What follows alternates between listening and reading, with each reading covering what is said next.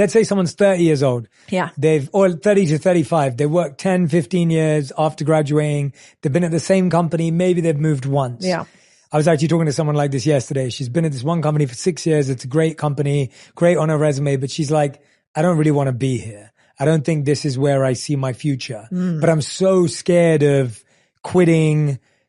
I don't know how to invest. I probably didn't save that much anyway. Now I feel bad about it. Ooh. I'm probably feeling a bit of shame and guilt that I didn't save that much over the last 10 years. Yeah. What would I do, Codie? Well, one, I would say these days you do not have to have money to make money, which is incredibly powerful. So when I think about it, if I'm 30 and I am at a company like that, what would I do today? Well, I would actually probably sit down and figure out what am I actually skilled at that somebody else would pay me for.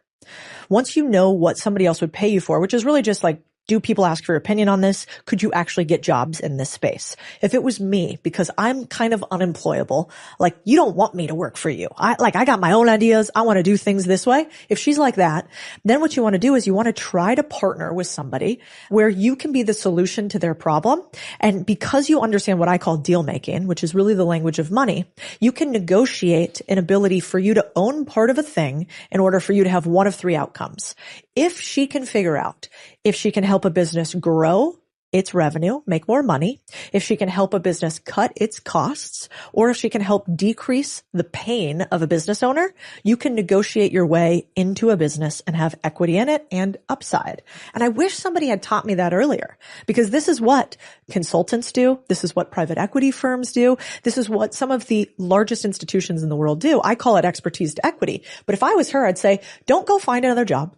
And if you don't have a brilliant idea that you're like, I would die for the want of creating this thing in the world. If you have that, please go do it. But if you're like, I don't have that, I just want to make money and I want to feel respected and I want to feel like my skills fit somewhere and I'm able to have an outsized income. If that's you, then I think you should try to value your skill set. Then you should try to negotiate for an upside deal with somebody. And you should try your hand at this game called ownership, which is where you say, hey, small business, I know how to market. Can I help you market at the side while I'm working on this company? And because I help you grow your revenue by 50%, could I keep 10% of the 50% I grow?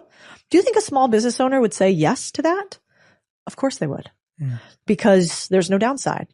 And I think more often than not, we think that the only risk you can take in making money in business is putting your own cash down. That's a risk. Or starting a business, aka dedicating your life to something. And the last part I'll get a little statistic on us is 90% of startups fail inside any rolling 10-year period. We know that statistic. Most startups make $0 for the first 3 years. After that, the average entrepreneur makes about $46,000 a year, which is great, but not when you've been making zero for 3 years. And then on top of that, we've got this nation of people who have all these bills to pay and they're betting on hopes and dreams as opposed to realities. And so my commentary is, can you figure out how to value your skills so you can negotiate a little bit more upside for that day where you can't work anymore? Yeah, definitely. Yeah. I'm so happy to hear such like smart, honest advice, because I do think you're so right. For so long, we keep telling everyone like, follow your passion, like just quit your job, like jump over. And, you know, it's hard because like you said, that business may not work. Your skills may be better off here. You might not be an entrepreneur. You might be someone who's going to work with an entrepreneur and build. I wanted to address something though. I do find a lot of leaders and a lot of founders of small businesses or up and coming businesses to also be quite resistant to recognizing the value of sharing. So I'll give an example of what I mean by this. Like when I was starting out, I remember speaking to people who were much more established than I was. Mm-hmm. And I said, hey, I've got a person I'm going to work with and we're going to split things 75-25. And they're going to get 25% of profits. I'm going to keep 75 because they have a skill set I don't have and it will be complementary. And I remember everyone telling me it was a really bad idea because they're like, Jay, like, no, you're building a platform. You should own 100% of it. And I was like, but no, they're going to manage stress for me. They're going to manage teams. I want to see them grow. I want them to feel like they've got skin in the game. And now, you know, 8 years later since that decision, I'm so much happier and I have a great relationship with one of my business partners. We have a great relationship. He's as invested as he was then. Yep. Things have grown really well. And I'm like, the people that were trying to hold on to that last 5 to 10% actually haven't grown.